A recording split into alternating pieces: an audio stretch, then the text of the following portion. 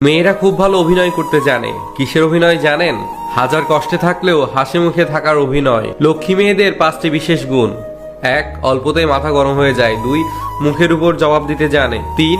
রাগের মাথায় উল্টাপাল্টা কিছু বলে দেয়। সবকিছুর পরে নিজেই আবার কষ্ট পায়। মেয়েদের একটাই ভুল, তারা কিছু ছেলের গুছিয়ে বলা মিথ্যা কথাগুলোকে বিশ্বাস করে ফেলে। তুমি নারী, তাই তো তুমি বহুরূপধারী। আবার তুমিই নারী, সমাজের মর্যাদা রক্ষাকারী। একটি মেয়ে সবসময় অসহায়, কখনো তার পরিবারের কাছে, কখনো তার ইচ্ছের কাছে, কখনো তার স্বপ্নের কাছে, আবার কখনো তার ভালোবাসার কাছেও। একটা মেয়ে তার জীবনের প্রত্যেকটা সময় অন্যের জন্য বেঁচে থাকে।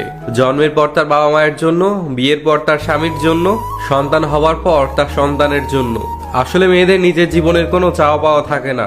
মেয়েদেরকে বলছি, তুমি যেটা চাও সেটা করো, লোকে কি বললো তাতে কান দিও না। কারণ তুমি যখন জন্মেছিলে তখনও লোকে বলেছিল, ইস মেয়ে হয়েছে। মেয়েদের দেওয়ার মতো উপহার হয়তো অনেক কিছুই হয়, কিন্তু সম্মান দেওয়ার থেকে বড় উপহার আর কিছুই হয় না। মেয়েদেরকে দায়িত্ব নিতে শেখাতে হয় না। নিজে ডিম ভেজে না খেতে পারা মেয়েটিও মা অসুস্থ হলে পুরো পরিবারের দায়িত্ব নিতে শিখে যায়। সকল মেয়েদেরকে বলছি, কিছু সময় বের করে নিজের জন্য বাঁচো।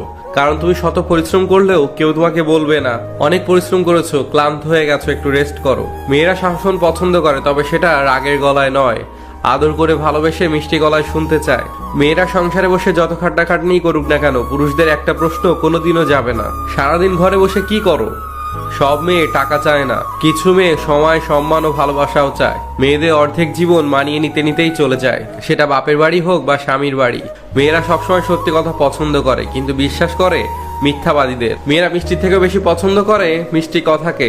বিয়ের পরে কিছু কিছু মেয়ে এমনি নষ্ট হয় না, তাদের নষ্ট হওয়ার পেছনেও অনেক কারণ থাকে। ছেলেরা ভুলে যাবেন না, মেয়েরা কোনো সেক্স ডল নয়, তাদের আবেগ ও অনুভূতিও বুঝতে হয়। শুধু ভাত কাপড় আর এক বিছানায় ঘুমিয়ে থাকার নামই হাজবেন্ড ওয়াইফ নয়। হাজবেন্ড হতে হলে স্ত্রীর মন পড়তে জানতে হয়। শুধু ভাত কাপড়ের জন্যই বিয়ে নামক বন্ধনটা যদি হতো, তাহলে অনেক বাবাই তার রাজকন্যাকে অন্যের হাতে তুলে দিতেন না, নিজের ঘরেই সাজিয়ে রেখে দিতেন। স্বামী যদি 5টা মেয়ের সাথে সম্পর্ক করে, সেটা স্ত্রী জেনে যাওয়ার পরেও তার কিছুটা পাগলামির পর স্বামী যদি 2টা মিষ্টি কথা বলে, তাহলে সে সব ভুলে যায়। আর স্ত্রী যদি ফেসবুকে একটা বন্ধুও বানায়, তাহলে সম্পর্কটা ছাড়াছাড়ি পর্যায়ে চলে যায়। একজন স্ত্রী তার স্বামীর ভাগ অন্য কাউকে দিতে চায় না। মা তিনি যে তোমাকে জন্ম দেন, আর স্ত্রী সে যে তোমার জন্য জন্ম নেয়।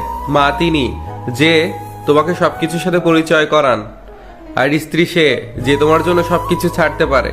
মা তিনি যে তোমাকে সম্পূর্ণ করে, আর স্ত্রী সে যে তোমার জন্য সম্পূর্ণ হয়। মা হৃদয়, স্ত্রী স্পন্দন। নারী যখন কন্যা তখন সে রহমত, নারী যখন বোন তখন সে নেয়ামত, নারী যখন স্ত্রী তখন সে আমানত, নারী যখন মা তখন সে জান্নাত।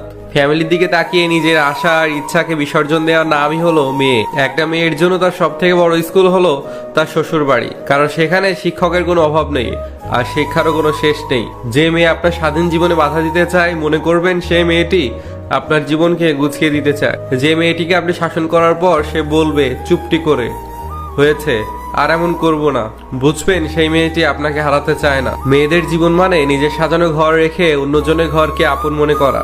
ভালো রেজাল্ট করতে না পারলে তাকে বিয়ে দিয়ে দেওয়ার ভয় দেখানো হয়। যাকে রাত করে বাড়ি ফেরা, ছেলে বন্ধুদের সাথে মেশা, প্রত্যেকটা কাজে জবাবদিহিতা সমাজকে দিতে হয়। বয়স 21-এর কোঠায় পৌঁছালে যাকে বিয়ে দেওয়ার জন্য গোটা পাড়ার মাথা ব্যথা শুরু হয়ে যায়। মেয়েরা হলো সন্তান জন্ম দেওয়ার বায়োলজিক্যাল মেশিন। ধর্ষণ হলে আজও যার পোশাককে দায়ী করা হয়, সেটাই হলো মেয়ে।